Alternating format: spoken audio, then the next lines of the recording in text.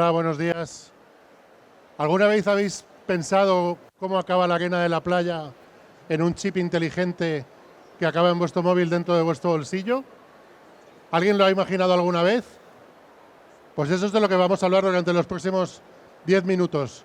Buenos días, soy Daniel Granados, vengo del Instituto Madrileño de Estudios Avanzados en Nanociencia y soy además el director del clúster de semiconductores de la Comunidad de Madrid. Y durante los próximos 10 minutos voy a tratar de contaros a toda velocidad cómo se fabrica un chip inteligente y por qué empezamos con la arena de playa. Y antes de eso tenemos que entender por qué es tan importante un chip. Nos tenemos que remontar hace 75 años, cuando estas tres personas, Shockley, Martin y Bardeen, inventaron el transistor. ¿Vale? Un transistor está hecho de un material que se llama semiconductor. ¿Por qué se llama semiconductor? Porque unas veces conduce la corriente eléctrica, los electrones, y otras veces no.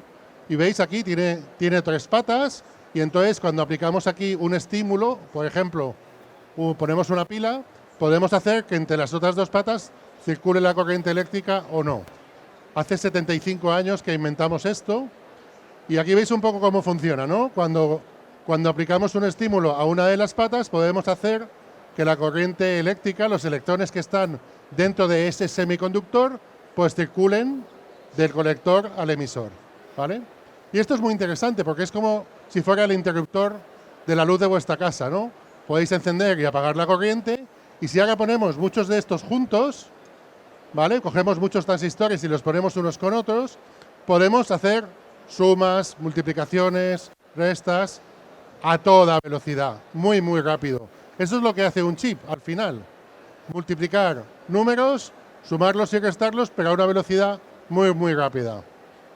¿Qué tenemos que hacer para poner todos los chips, todos los transistores, todos juntos? Pues tenemos que hacerlos muy pequeñitos, ¿vale? Así que durante los últimos 77 años, lo que hemos estado haciendo es hacer los transistores cada vez más pequeños. Antes de los transistores, antes de que en el año 47 se inventara el transistor de germanio, los transistores eran enormes. Eran válvulas de vacío y ocupaban un montón. Por eso este ordenador que veis aquí, que es el ENIAC, pues ocupaba casi como un edificio. Y a lo largo de estos años hemos ido haciendo los transistores cada vez más pequeños. ¿Cómo lo hemos hecho? Bueno, pues primero empezamos con un diseño. Siempre que uno quiere hacer algo tiene que diseñar qué es lo que su chip quiere que haga. Y una vez que tienes el diseño, ¿vale? Pues empezamos con la arena de la playa. ¿Por qué la arena de la playa? ¿De qué está hecha la arena de playa? ¿De qué? De SiO(X), de sílice, el óxido del silicio. Es un átomo de silicio y dos de oxígeno. ¿Vale? Así que cogemos arena de playa, cogemos la arena de la playa, la metemos en un pocillo, calentamos el pocillo y ahora metemos una semillita en una varilla y vamos muy despacio, al mismo tiempo que vamos rotando esa semilla de silicio. El silicio ahora está aquí fundido, vamos tirando muy despacio al mismo tiempo que vamos rotando y acabamos con un lingote de silicio puro, monocristalino. Al final es como un chorizo, y ese chorizo cuando te lo vas a comer, ¿qué haces?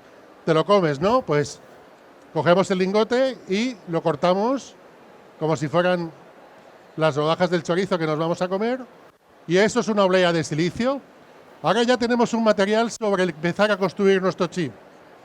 ¿Y entonces qué hacemos? Bueno, el chip no lo podemos construir en cualquier sitio. Tenemos que construirlo en un sitio donde no haya polvo, porque si hay mucho polvo, pues nos estropea los chips. Así que trabajamos en un ambiente que se llama sala limpia, y es que su propio nombre lo dice. Es una sala donde no hay polvo. ¿El polvo qué es? Piel humana.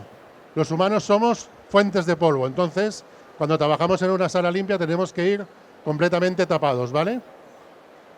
Ya tenemos nuestra oblea de silicio que ha venido de la arena. ¿Y ahora qué tenemos que hacer en la oblea? Pues para hacer ese diseño, el silicio solo no nos vale. A veces tenemos que quitar partes del silicio, es decir, escarbar algunas regiones. Otras veces tenemos que poner materiales encima. Aquí veis un sándwich, ¿no? Pues el queso, el jamón, el pan. Pues en el silicio hacemos lo mismo. Vamos poniendo capas de metales, de óxidos, unas encima de otras. Y muchas veces tenemos que hacer como un tatuaje en el silicio. Tenemos que meter otros átomos que no son silicio dentro de su cristal como si lo estuviéramos tatuando. Eso se llama una implantación iónica. Pero tenemos que hacer en toda la oblea, ¿no? Tenemos que hacerlo solo en algunas regiones del silicio. Porque aquí veis un poco, aquí hemos atacado, aquí veis que hemos depositado alrededor del silicio otros materiales, aquí hemos implantado iónicamente. ¿No se ve el puntero aquí? ¿Ahí lo veis? Vale. Entonces, como no queremos atacar toda la oblea, solo algunas regiones, tenemos que hacer una cosa que se llama litografía. La litografía es como la imprenta de Gutenberg, igual. Es el equivalente a la imprenta de Gutenberg, pero en lugar de con letras, con dibujos. ¿Vale? Fijaros, se tardó casi 300 años en tener la idea de que lo que se hacía con la imprenta se podía hacer con un dibujo, ¿vale? Así que, ¿qué vamos a hacer? Vamos a hacer como hace Banksy con un graffiti. Vamos a hacer un estarcido. ¿Sabéis lo que es un estarcido? Coges una cartulina en la que cortas con el dibujo que tienes y luego lo pones encima y le das con un spray, ¿no? Bueno, pues vamos a hacer un estarcido, pero claro, no vamos a poner una cartulina encima de la oblea de silicio, porque eso es una guarrería. Lo vamos a hacer de una manera limpia. ¿Y eso cómo es? Pues vamos a coger la oblea y le vamos a poner, aquí, le vamos a poner un plástico, un polímero encima, es muy finito.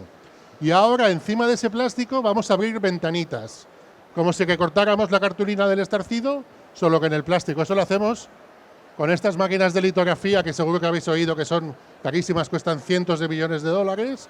Y una vez que tengamos las ventanas abiertas, lo veis aquí, esto es una oblea que tiene el plástico encima y hemos abierto las ventanas.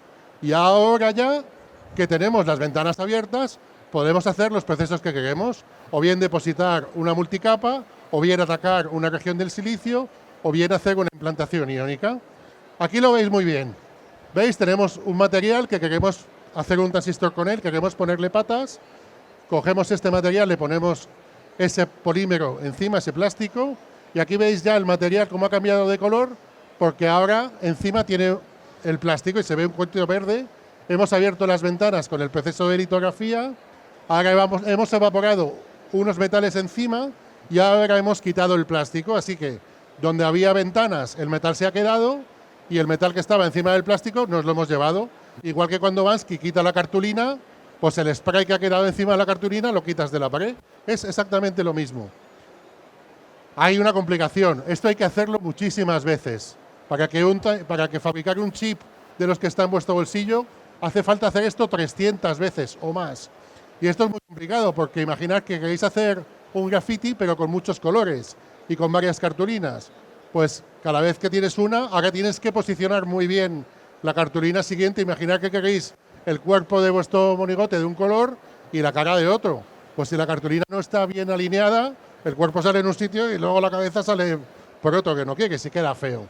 Pues cuando fabricamos pasa lo mismo. Es muy complejo conseguir que las capas se vayan alineando muy bien unas con respecto a otras. Aquí lo podéis ver. Aquí habíamos fabricado, veis, estos son dos antenas y primero hemos fabricado esta que está hecha de un metal y luego ha habido que fabricar esta otra de otro metal distinto, pero con una precisión de muy poquitos nanómetros, es decir, mucha precisión. Y aquí pues lo mismo, primero hemos hecho esta parte de aquí, hemos atacado en este caso y ahora hemos puesto alrededor, en un segundo proceso, los contactos que están alrededor. Y esto es la oblea.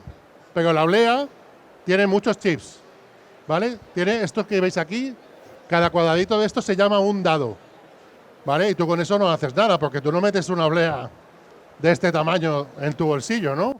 Entonces, ¿qué hacéis? A ver, los asistentes. Cogemos la oblea y la partimos en cachos y por eso se llama chip, porque tu chip en inglés es partir algo. Por eso, ¿os acordáis de la tacita del personaje de La Bella y la Bestia que se llama chip? Porque le falta un cacho. Por eso se llama chip al final. Los chips se llaman chips porque tu chip es el proceso de cortar la oblea en cachitos. Y una vez que ya tenemos los dados en chips, los ponemos en un soporte. Muchas veces hay que contactar, claro, los contactos del chip son muy pequeños. Necesitamos llevarlos al exterior a algo más grande, porque esto veis aquí, hay un proceso que es con unos hilos muy pequeñitos, llevamos los contactos del chip a los contactos del chip carrier. Luego normalmente hacemos un testeo y cuando comprobamos que todo funciona, pues hacemos un proceso final que se llama encapsulado, que es tapar el chip, normalmente con un material cerámico o alguna resina, normalmente negra porque a los chips les influye la luz del sol, y así es como hemos pasado de la arena de playa, que es el sílice convertido a silicio, con todos estos procesos, hasta un chip inteligente que está en vuestro móvil. Y muchas gracias.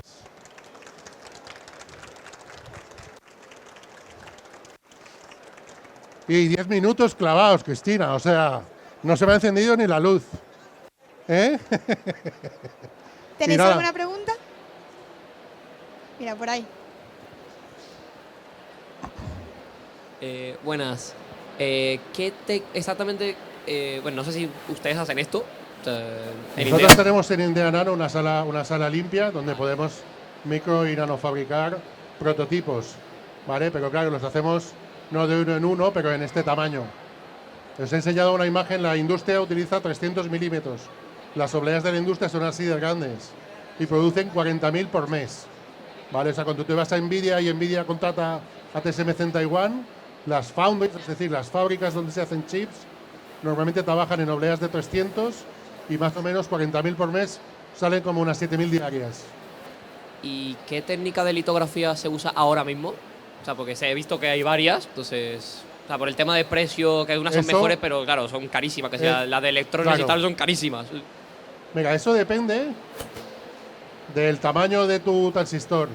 Esto se llama un nodo tecnológico, entonces, para cada nodo tecnológico, en función del tamaño del transistor que tú quieres poner en tu chip, cuanto más pequeño, más transistores tienes, con lo cual mayor capacidad de cálculo, menos consumo energético, y por ejemplo cosas como la IA, pues las puedes habilitar solo si trabajas en nodos de tecnología que son estado del arte, los transistores más pequeños.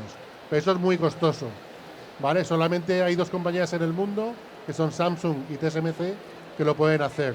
Pero luego hay otras compañías que trabajan en nodos legacy, que se llaman, ¿vale? Que son los que están un poco por encima, donde fabricar es mucho más barato, ¿no? Entonces, todo depende, la técnica de litografía depende del nodo tecnológico en el que tú quieras fabricar tu chip. Sí, o sea, pero los más pequeños, que creo que TSMC había sacado uno, creo que eran 7 nanómetros, 4, no me acuerdo cuánto era exactamente. Pero, ¿qué tipo de litografía se usa para esos patrones? Se utiliza una cosa que se llama litografía ultravioleta extrema, ¿vale? Y es una compañía europea que se llama SML, que está en Holanda, que es la única compañía en el mundo que es capaz de producir la máquina herramienta que es capaz de definir transistores en esos tamaños. Hay 2 compañías ahora mismo que están en el nodo de 2 nanos, que son TSMC y Rapidus en Japón. Y Samsung lo está intentando, pero va un poquito por detrás.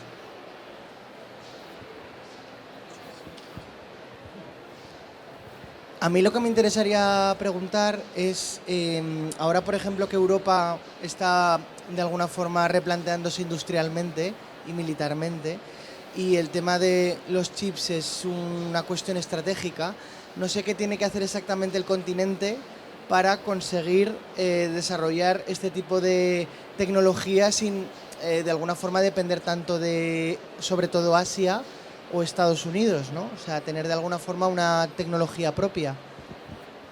Pues esa pregunta es de total actualidad, Sergio. A ver, se está realizando una inversión tremenda en Europa. Hay una cosa que se llama el Chip Act, son 43.000 millones de euros que se van a dedicar a tratar de recuperar soberanía tecnológica. ¿Lo podemos hacer? Sí. ¿Lo podemos hacer solos? No. ¿Por qué? Porque la cadena de producción de los chips es súper compleja. Un chip como este, el chip que está en tu móvil, llega a cruzar más de 70 fronteras distintas, a veces más de una vez, desde que sale de la arena de la playa hasta que acaba montado en un teléfono móvil. Entonces es una cadena de valor muy compleja y requiere de muchos agentes. Entonces, independizarnos completamente de esa cadena de valor y que todo sea en Europa, yo creo que va a ser prácticamente imposible, ¿vale? Por los costes y porque muchas veces también hay geopolítica que define quién accede a qué.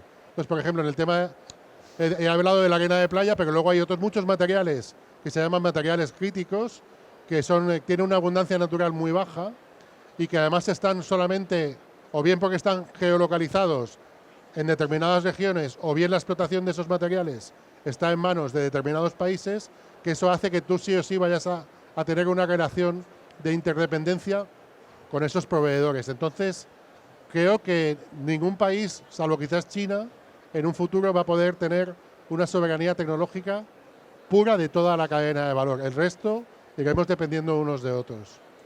Pero sí, es muy importante. O sea, hay cosas que son estratégicas para defender la soberanía, no solo la soberanía tecnológica, sino los valores democráticos europeos, el modo de vida, los valores humanos, y eso al final lo defiendes muchas veces gracias a la tecnología. Entonces es muy importante que realicemos esa inversión para recuperar, si no toda la parte de la cadena de valor, por lo menos la parte más importante.